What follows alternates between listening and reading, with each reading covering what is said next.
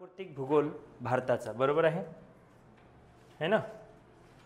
प्राकृतिक रचनेमध्ये आपण प्रामुख्याने जे प्राकृतिक रचनेचे जे भाग काढले हे द्वीपकल्पामध्ये, आपल्याला इकडचं काही आवश्यकता नाही। गुजरातपासून तर कुठं इकडं बेंगॉलपर्यंत म्हणा किंवा ओरिसापर्यंत म्हणा, ठीक आहे। बेंगॉलला असा कुठलाही समुद्रकिनारा तसा लागून नाही आहे, ओरिसापर्यंतचा एरिया, कारण तो बंगालचा भाग पूर्ण बांगलादेशमध्ये गेला, म्हणजे ओरिसापासून तर इथं गुजरातपर्यंत। गुजरात नंतर मग खाली महाराष्ट्र, त्यानंतर गोवा, त्यानंतर कर्नाटका, त्यानंतर केरला, त्यानंतर तमिळनाडू, त्यानंतर आंध्र प्रदेश, असं करत करत तुम्हाला ही किनारपट्टी शिकायची आहे। मग आता ह्या किनारपट्टीच्या अवतालभोवतालचा हा पूर्ण प्रदेश म्हणजे आपला द्वीपकल्पीय प्रदेश होय, बरोबर आहे। म्हणजे एक भाग आपण द्वीपकल्पाचा शिकलो, भारताच्या पूर्ण नकाशातला हा एक भाग म्हणजे द्वीपकल्प, हा पूर्व किनारपट्टी, हे पश्चिम किनारपट्टी, म्हणजे पहिला भाग शिकलो आपण द्वीपकल्पीय पठारी प्रदेश किंवा द्वीपकल्प, ठीक आहे। हा जो द्वीपकल्प आहे, या द्वीपकल्पाचे पार्ट पूर्ण पाडले, त्या द्वीपकल्पाचे पूर्ण पठार कसे काय आहे, महाराष्ट्र पठार, दख्खनचं पठार, यूट्यूब वगैरे सर्व आपण त्याच्यामध्ये भाग बघितले, ते रिपीट काही करत नाही। म्हणजे एक द्वीपकल्प हा एक शिकलो। दुसरा आपल्याला शिकता आलं ते म्हणजे काय, किनारी मैदानी प्रदेश, म्हणजे द्वीपकल्पाच्या दोन्ही बाजूला काय आहे, किनारी मैदानी प्रदेश, मैदान, किनारी मैदान म्हणजे किनारपट्टीचा भाग, ठीक आहे। हे झालं होतं का आपलं कंप्लीट, ठीक आहे। तिसरा आपला भाग आहे उत्तर भारतीय मैदानी प्रदेश, मैदानी, ठीक आहे। आधीचे व्हिडिओ पाहाल समजेल, उत्तर भारतीय मैदानी। चौथा भाग आहे उत्तरेकडील पर्वतीय प्रदेश, पर्वतीय प्रदेश, आणि पाचवा भाग आहे भारतीय बेटे, ठीक आहे। आता भारतीय बेटे म्हटलं तर हा पूर्ण इकडं अंदमान निकोबारचा, लक्षद्वीप वगैरे हा भाग आपल्याला शिकायचा आहे। हे झालं भारतीय बेटे, हा झाला पाचवा भाग, काही किनारपट्टीला लागून बेटा आहेत, ठीक आहे। हा झाला पहिला भाग, हा झाला दुसरा भाग, हा झाला पाचवा भाग। तिसरा भाग आपण इथं पाहिला तो म्हणजे काय, उत्तर भारतीय मैदानी प्रदेश, म्हणजे तो हा पट्टा येईल, आणि त्याच्यावर जर गेलं तर अशा हिमालयाच्या वर पर्वतरांगा तुम्हाला पाहायला भेटेल, हा आहे चौथा भाग। पाचवा भाग काय म्हणायचं ते मागे पुढे म्हणा, काही प्रॉब्लेम नाही। हे काय असं क्रमशः हा पहिला दुसरा तिसरा असं काही नाही आहे, आपण मागे पुढे शिकले तरी हे 5 भाग शिकले म्हणजे तुम्ही भारताचा प्राकृतिक भूगोल शिकले असा त्याचा अर्थ होईल। आठवते त्याप्रमाणे द्वीपकल्प पूर्ण मी व्यवस्थित समजावून सांगितला, त्याच्या काही ग्राफ्स आहेत, नोट्स आहेत, ते टाकल्या। त्यानंतर तुम्हाला समजावून सांगितलं मी पश्चिम म्हणजे किनारी मैदानी प्रदेश, मग पूर्व किनारी, पश्चिम किनारी, त्यातलं बेटं वगैरे काय, हे आहे किनारपट्ट्या, गुजरातचा किनारा, मलबार, कोरोमंडल, उत्कल, सर्व समजावून सांगितलं आहे, ठीक आहे, दोन्ही किनारे, ठीक आहे। त्यानंतर उत्तर भारतीय मैदानी प्रदेश हे आपलं आजचं टायटल आहे, बरोबर आहे। हेच चालू होतं ना, म्हणजे आपल्याला याच्यावर जायचं। आता उत्तर भारतीय मैदान हे हा फार महत्त्वाचा प्रदेश आहे, आणि त्याहीपेक्षा महत्त्वाचा याच्यावर आहे। 100% याच्यावर आणि याच्यावर प्रश्न येतात, 100% म्हटलं इथं तरी 50-60% येतात, पण या दोघांवर प्रश्न येतात म्हणजे येतात, ठीक आहे, ठीक आहे। तर आजचं टायटल लिहा, उत्तर भारतीय मैदानी प्रदेश,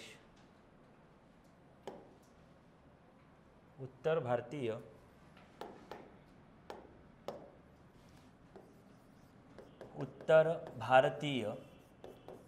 मैदानी किंवा मैदानी प्रदेश किंवा मैदानी प्रदेश, ठीक आहे। उत्तर भारतीय मैदानी किंवा उत्तर भारतीय मैदानी प्रदेश हे टायटल आहे, ठीक आहे। आता याच्यामध्ये ना भरपूर साऱ्या काय स्केच आहेत, तर ज्या स्केच आहेत ते मी तुम्हाला इथं देतोच, काही प्रश्न नाही, पण जे थिअरॉटिकल पार्ट आहे तो आपण इथं कव्हर करूया, ठीक आहे। आता उत्तर भारतीय मैदान म्हटलं तर तुम्हाला असा ब्लँक मॅप एक माहिती असणं आवश्यक आहे, ठीक आहे। इकडचं सोडून द्या, आता आपल्याला वर जायचं आहे, द्वीपकल्पाची काही गरज नाही, म्हणजे आपल्याला वरचा नकाशा आता काढायचा आहे, ठीक आहे। आतापर्यंत खाली, आता वरचा नकाशा म्हणजे गुजरातचा हा भाग पूर्ण, ठीक आहे, वर काश्मीरपर्यंतचा तो एक भाग, आणि इकडं हा एक भाग, ठीक आहे। म्हणजे आपल्याला याही नकाशाची काही गरज नाही, म्हणजे आपल्याला पाहिजे फक्त एवढा भाग, ठीक आहे, एवढा भाग। ॲक्च्युली हे थोडं वर पाहिजे, खाली आले वर पाहिजे, एवढाच पट्टा पाहिजे, आणि तेवढंच आपण शिकणार आहोत, त्यालाच आपण उत्तर भारतीय मैदानी किंवा उत्तर भारतीय मैदानी प्रदेश म्हणतो। मग कुठून कुठपर्यंत आहे ते लिहा। भारताच्या उत्तरेकडील हिमालयीन पर्वताच्या दक्षिणेत, म्हणजे वर काय, याच्यावर, आता याच्यावर काय आहे, हिमालय, इथं काय आहे, हिमालया, मग या हिमालयाच्या कुठे, खाली दक्षिणेला, म्हणजे याचा विस्तार पहा कसा आहे की भारताच्या किंवा उत्तर भारताकडे हिमालयीन पर्वतरांगेच्या दक्षिणेला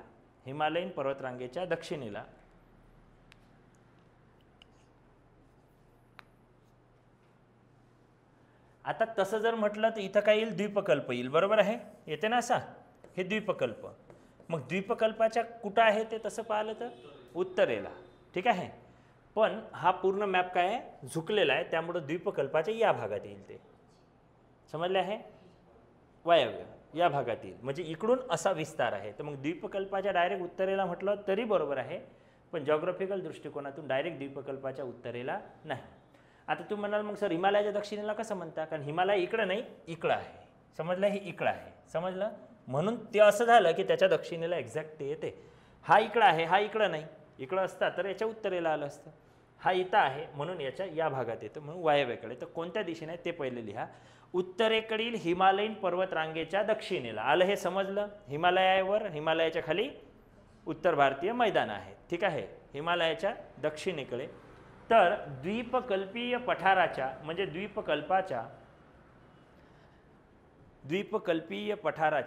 द्वीपकल्पाच्या खूप जण इनव्हॅलिड झाले असतील तर भरपूर टेन्शन आलं असेल त्यांना त्या कोर्समधून. अर्पितला टेन्शन आलं नव्हतं, आता त्याला समजलं अरे आपण इनव्हॅलिड झालो. म्हणजे सांगायचं तात्पर्य इथं आल्यावर त्याला कळलं की हे भानगड झाली. काल कोणाचा तरी मेसेज आला की सर असं असं कोर्सचं. मी म्हटलं 100%, मी 100% लिहून पाठवलं त्यांना. मी म्हटलं 100%, पुन्हा ते टाईप झालं मग आपोआप आलं 100%. म्हटलं 100% वाढून भेटेल म्हटलं. तर मला काय माहिती इकडे एक्सपायर झालं म्हणून किंवा व्हॅलिडिटी संपली म्हणून. त्या कोर्सची व्हॅलिडिटी संपली, कारण हा तयार जेव्हा केला की तेव्हापासून 6 महिने, कारण जून महिन्यात परीक्षा होणार होती ना, म्हणून 30 जून काहीतरी डेट ठेवली होती आपण. त्या पोरांचे हे झाले ते. तर आपण त्यांना फोन करून एक कुपन काहीतरी 10-11 रुपयाचं दक्षिणा, तेवढंच चाय नाश्ता पाणी भागून जाईल माझा, है ना. 11 रुपये कम से कम दक्षिणा आहे. मंदिर में चंदा द्यायचे देते. हां नाही रे, GST कुठे लागतं. हा 11 रुपयावर किती लागणार आहे, त्याच्यापेक्षा जास्त, त्याच्या 18%. काही पैसे ना ना ना ना ना जेवढी रुपये त्याच्यात 18% लागेल ना भाऊ.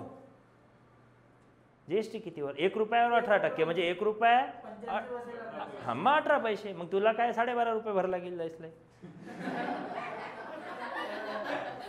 11 रुपये किंमत आहे, तर त्याचे काय लागायचं, 1 रुपया काही पैसे लागेल तेवढं लागेल. 18% GST घेते की नाही आपण. GST त्याच्यात 5%, 10%, आपण किती केलं तरी बाकीचे ते माझ्या खात्यातून कापते. मी इथं केलंय ना GST 5%, तर ते रिमेनिंग GST माझ्या तुमच्या फीजमधून माझे कापून घेते आणि मला वरलेली फीज माझ्या खात्यात जमा करते, असं करते. ते सिस्टम आहे, त्यांचा धंदा आहे, त्या लोकांचा व्यवसाय आहे ना ते, ठीक आहे. तर आता आपल्याला समजा 10-11 रुपयाचं कुपन तयार केलं, आपण त्याला काही नाव दिलं, तर ते एकदाच घ्यावं लागेल तुम्हाला. मग लाईफ टाईम व्हॅलिडिटी आपण करून देऊ. त्या कोर्सची व्हॅलिडिटीच लाईफ टाईम करू.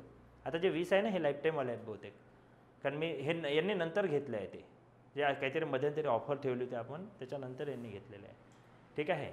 आता एक आणखी ऑफर आपण ठेवणार आहे की 99 तास ऑफर किती चालेल, 99 तास आणि 99 रुपये कोणताही कोर्स.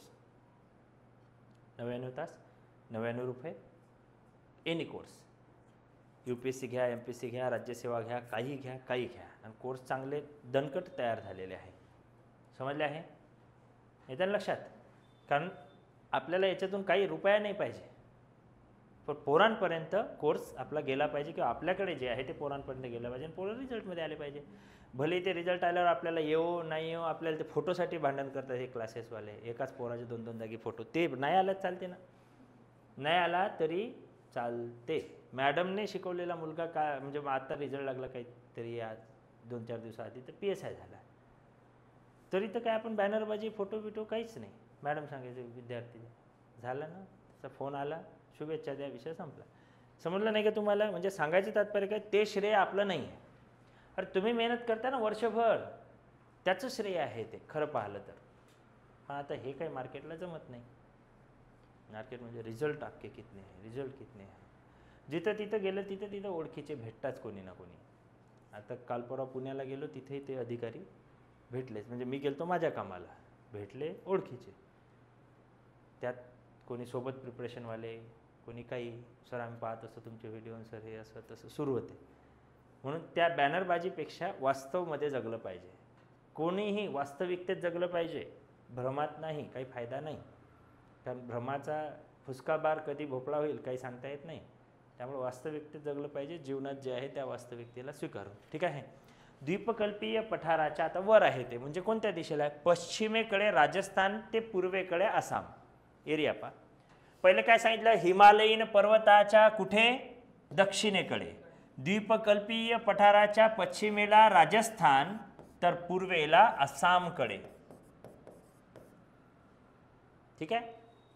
द्वीपकल्पीय पठाराच्या पश्चिमेकडे राजस्थान पासून तर पूर्वेला आसाम पर्यंत असं लिहा. आसाम पर्यंत पसरलेल्या भागाला वापस समजावू, समज में आया? पसरलेल्या भागाला उत्तर भारतीय किंवा उत्तरेकडील मैदाने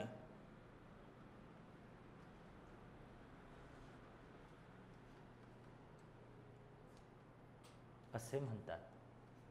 महामैदान पण याला म्हणतात. ठीक आहे. महामैदान पण याला म्हणतात. आता विषय असा झालेला आहे की या मैदानांची निर्मिती हे पुरातन काळापासून चालत आलेल्या वाहत आलेल्या मोठ्या नद्यांच्या गाळाच्या संचयाने झालेली आहे. म्हणजे नद्या ह्या एवढ्या प्रचंड मोठ्या आहे किंवा होत्या की त्यांनी प्रचंड असा गाळ आणून इथे जमीन तयार केलेली आहे. समजलं आहे? कारण इथला एक तर भाग मूळतः याला समुद्रकिनारा नाही.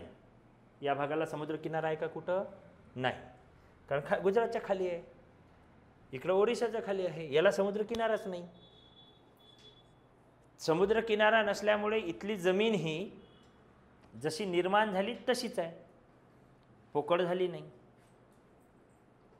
समजलं आहे? म्हणजे इथली जी बेसॉल्टसारखं असं काही इरप्शनही इथं झालं नाही. भूकंप हे ते असं काही झालं नाही. जे निर्माण झालेली लँड आहे ती तशीच राहिली. पण जर व्हॉल्कॅनिक इरप्शन, भूकंप, ज्वालामुखी असं काही झालं असतं जमिनीतून तर तिथं तसं नसतं राहिलं. तिथं आपल्या इथल्या पर्वतरांगा आल्या असत्या. गाविलगड, अजिंठा, हे शंभू महादेव, सह्याद्री, विंध्य पर्वत असं काही आलं असतं तिथं. तसं काहीच नाही आलं. तसं कुठपर्यंत आहे? राजस्थानमध्ये इथं आहे अरवली, इथं आहे विंध्य, याच्यावर आहे ते. ठीक आहे. कैमूरच्या टेकड्या वगैरे हे जे ॲटम आहे याच्या वर आहे ते. समजलं?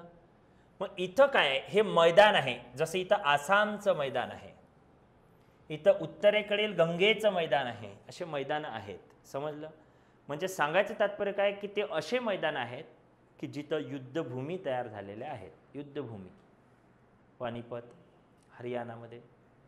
ठीक आहे. ते आणखी काय कुरुक्षेत्र, हे महाभारत रामायण या कालखंडात गाजलेले मैदान आहेत. म्हणजे ते मैदान हे युद्धभूमीचे मैदान म्हणून ओळखले जाते. म्हणजे तिथे किती हजारो लाखो लोकांचं कत्तली झाल्या, मरण झाले, मारपीट झाली, युद्ध झाले, रक्त सांडले. समजलं? म्हणजे सांगायचं तात्पर्य काय की युद्ध झाल्यानंतर युद्ध जेव्हा शांत झालं आणि आपापल्या घरी लोक गेले तर तिथं असं रक्ताचा सडा पडलेला असणे किंवा हात कोणाचा तुटून, कोणाचा पाय, कोणाचं काही असं पडलेलं असणे, म्हणजे ते मैदान लाल दिसत होतं असा प्रकार. म्हणजे सांगायचं तात्पर्य काय की युद्धाचे मैदाने तयार झाले. दुसरं सांगायचं तात्पर्य काय की इथं असं व्हॉल्कॅनिक इरप्शन असं काही झालं नाही, नाही तर टेकड्या तुकड्या आल्या असत्या. भूगर्भातून ज्वालामुखी बाहेर येईल आणि कडक होईल तर टेकड्या तयार होईल. असंही काही नाही झालं. आणि दुसरं सांगायचं तात्पर्य काय, याला समुद्रकिनारा कुठेच काही लाभलेला नाही, त्यामुळे याचं रेताळ जमिनीतही रूपांतरण नाही झालं, काहीच नाही. समजलं आहे? असं काहीच नाही. म्हणजे आहे तशीच जमीन. आणि तिसरं महत्त्वाचा मुद्दा की वरतून येणाऱ्या वाहत येणाऱ्या ह्या सर्व हिमालयीन नद्या या इथून वाहतात, म्हणजे मैदानातून वाहतात. आणि त्या मैदानावर ते जमिनीतील गाळ, जे काही वाळू, रेती, खडे, गोटे, माती जे असेल ते आणून त्या भागात पसरवतात. म्हणजे सांगायचं तात्पर्य काय की तिथून तेवढ्यात ती अशी लँड तयार करतात, सुपीक जमीन ते तयार करतात. आता इथं काय झालं ते लिहा. या मैदानामध्ये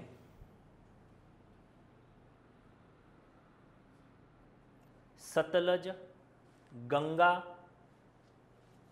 ब्रह्मपुत्रा,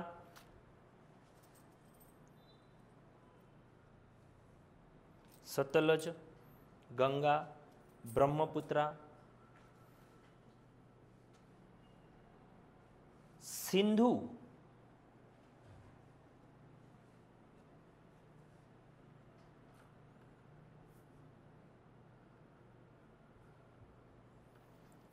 इत्यादी प्रमुख नद्यांचे वहन दिसून येते, इत्यादी प्रमुख नद्यांचे वहन दिसून येते. त्यामुळे या भागात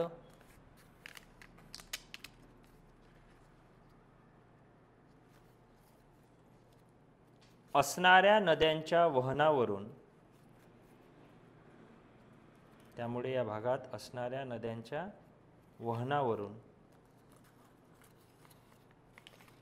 त्याला उत्तरेकडील गाळाचे मैदान किंवा गंगा सिंधूचे मैदान यांसारखे नद्यांच्या नावावरून ओळखले जाते. यांसारख्या नद्यांच्या नावावरून ओळखले जाते. चला आता याची लांबी लक्षात घ्या. हा पूर्ण पट्टा आहे, तो हा पट्टा आहे जो ब्लॅक पेनने मी हायलाइट केलेला आहे. ठीक आहे. लांबी आता अशी लांबी म्हणजे पश्चिमेकडून पूर्वेकडे किंवा पूर्वेकडून पश्चिमेकडे, म्हणजे पूर्व पश्चिम म्हणा किंवा पश्चिम पूर्व म्हणा, म्हणून लिहा खालच्या ओळीत. सुमारे लांबी 2400 किलोमीटर. किती आहे? 2400 किलोमीटर पूर्व पश्चिम. लांबी किती किलोमीटर? 2400 किलोमीटर अशी याची लेंथ आहे. म्हणजे छोटा पट्टा आहे का तो? खूप मोठा पट्टा झाला ना. ठीक आहे. जशी अशी भारताची उत्तर दक्षिण पूर्व पश्चिम लांबी सगळं आपण सुरुवातीलाच घेतलेलं आहे. तर याची लांबी आहे 2400 किलोमीटर अशा पद्धतीची. मग अशी पण त्याची काहीतरी रुंदी आहे, ते लिहा. रुंदी 150 ते 250 किलोमीटर उत्तर दक्षिण, म्हणजे ही झाली रुंदी. आणखी पेन बदलतो म्हणजे समजेल तुम्हाला. रुंदी ही अशी झाली रुंदी. अशी झाली रुंदी 150 ते किती? 250. अशी झाली किती? 2400 किलोमीटर. हे लिहिलेले आहे 2400 किलोमीटर अशी. ठीक आहे. अशी आणि अशी 150 ते 250. मग आता लांबी झाली, रुंदी झाली. आता काय? उंची. उंची कशी मोजावी? समुद्र सपाटीपासून. कुठून मोजायची? Sea level. Sea level. Videos repeat पहा जुने. परीक्षा आणखी सुदैव तुमचं ॲडच नाही आली. आली का? ॲडच नाही आली. मग याला तुम्ही पॉझिटिव्ह वेने घेऊन पुढं जाणार का ठणकत बसणार? ॲड नाही आली, ॲड नाही आली, ॲड नाही आली. ॲड नाही आली, उद्या आली तर आपण तयार आहोत का? समजलं नाही का? आपण तयार आहोत का? आपण प्रिपेअर आहोत का? बिलकुल आली तरी चालते सर. असं नसेल तर मग ॲड नाही आली तर त्याचं सोनं करा ना. समजलं नाही का? अरे ॲड नाही आली तर फायदा होऊन राहिला तुमचा. येईलच, कुठं जाणार आहे पडून. पण तुम्हाला तर अभ्यासाला वेळ भेटून राहिला. तुमचे तर एक एक विषय क्लिअर होऊन राहिले. पॉलिटी रिपीट व्हिडिओ पहा सगळे. एक जर मार्क गेला ना, तुम्ही आहे मी आहे तर मला म्हणायचं 1 मार्क. एखादा सोडून द्यायचा, काही प्रॉब्लेम नाही. 15 पैकी 12 पैकी एखादा प्रश्न मारा ना गोळी. 10 तर येईल. पाहिजेच किती? 45 50. बस झालं. एक विषय तुम्हाला 8 ते 10 प्रश्न देते बरोबर. मग तसंच जिओग्राफी, तसंच इकॉनॉमिक्स, तसंच एक एक विषय जर तुम्ही कव्हर करत गेले तर फायदा होईल. समजलं आहे? ॲड नाही आले याला पॉझिटिव्ह वेने घ्या आणि त्याचा जास्तीत जास्त लाभ घ्या. ठीक आहे. काय सांगितलं? उंची समुद्रसपाट 150 मीटर फक्त. 150 मीटर उंची ही मीटरमध्ये, बाकी सर्व आकडे किलोमीटरमध्ये. उंची किती? 150 मीटर.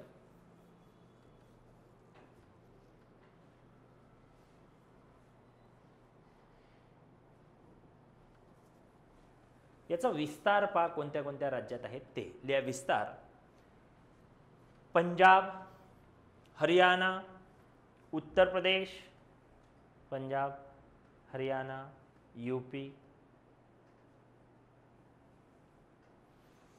पश्चिम बंगाल, सॉरी पहिलं राजस्थान राहिलं लिहायचं, खालचं वेगळंच लिहिलं आपण. इथं सिक्वेन्स आहे पंजाब, हरियाणा, राजस्थान असं पाहिजे होतं. काय काय? पंजाब, हरियाणा, राजस्थान, मग यूपी, मग बंगाल आणि आसाम असं पाहिजे. यूपी, बंगाल, आसाम. ठीक आहे. ते खूप टेन्शनमध्ये असतील सध्या बाकीचे. ते कारण दिसत नाही ना कोर्स. हां ठीक आहे. पुढे लिहा. या प्रदेशाची गाळाची जाडी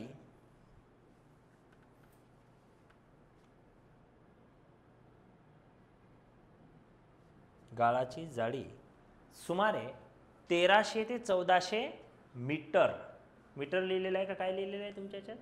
मीटर, ठीक आहे. आता 1300 ते 1400 मीटर जाडी, म्हणजे एवढा खोलही जरी गेले तरी काय आहे? गाळ, गाळ आणि गाळ. आपल्या इकडं आहे का असं? नाही. आपल्या इकडं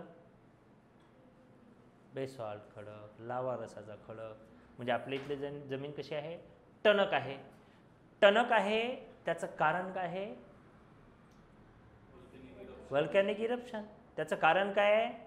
तप्त लावारस, भूगर्भातून आलेला तप्त लावारस तो शांत झाला, शीतल झाला, टणक झाला आणि त्यातून काय झालं? लावारसाच्या निर्मितीतून तो टणक असा बेसॉल्ट नावाचा दगड तयार झाला, कारण तो इग्नियस रॉक आहे. असं तिकडे झालं आहे, पण खाली आहे ते. त्या 1300 ते काय 1400 मीटर सांगितलं ना, त्याच्या खाली आहे, त्याच्या खाली दगड आहे. मग बाकी सगळं काय? गाळ आहे. म्हणून त्या भागामध्ये भूस्खलन लिहू नका रे बाबा, नुसतं लिहायचंच करता का? म्हणून त्या भागामध्ये भूस्खलन, लँडस्केप होतं. दुसरं, तिथली जमीन ही ढिल्ली आहे, म्हणजे हादरे बसू शकतात. तिथं महापूर येतात, नद्या आपल्या दिशाही बदलतात. गाळ जास्त असल्याने तिथं धुळेही उठरते.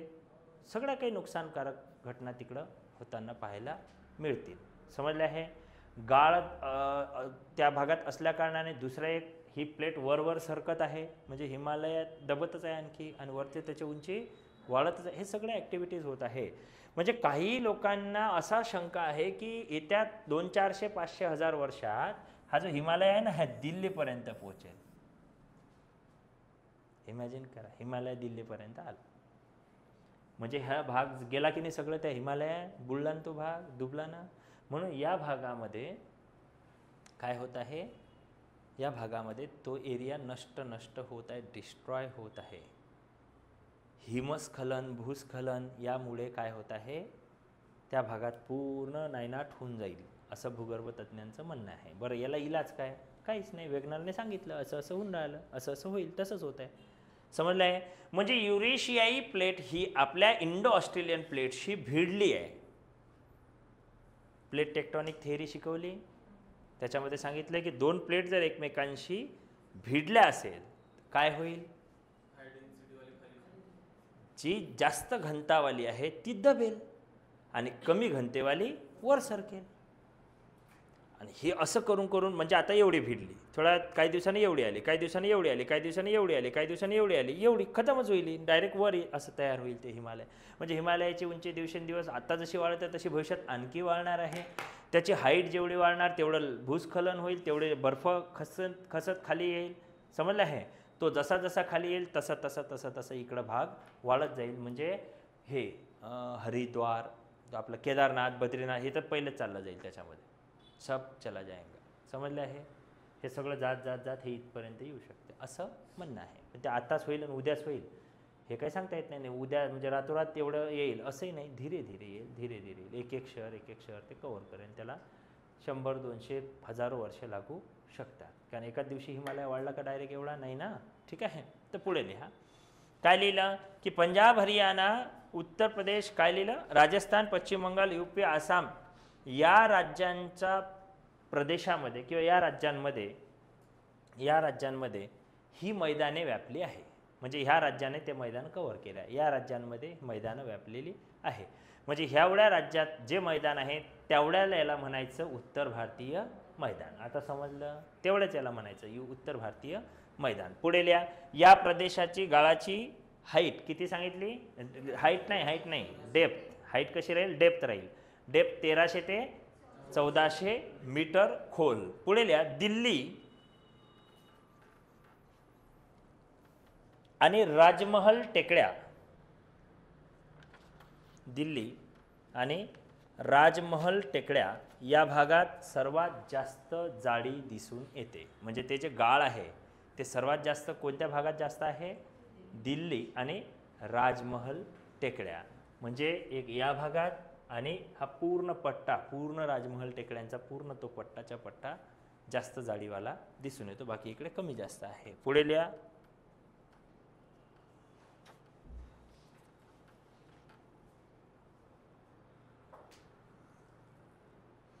पश्चिमेकडील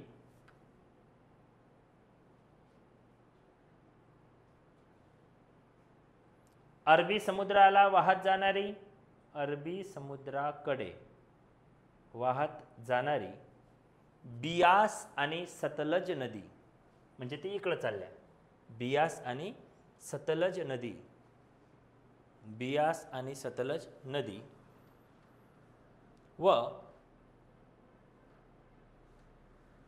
पूर्वेकडे वाहत जाणारी गंगा आणि ब्रह्मपुत्रा नदी, बंगालच्या उपसागराला, बरोबर. पूर्वेकडे वाहत जाणारी गंगा आणि ब्रह्मपुत्रा नदी बंगालच्या उपसागराला, ठीक आहे.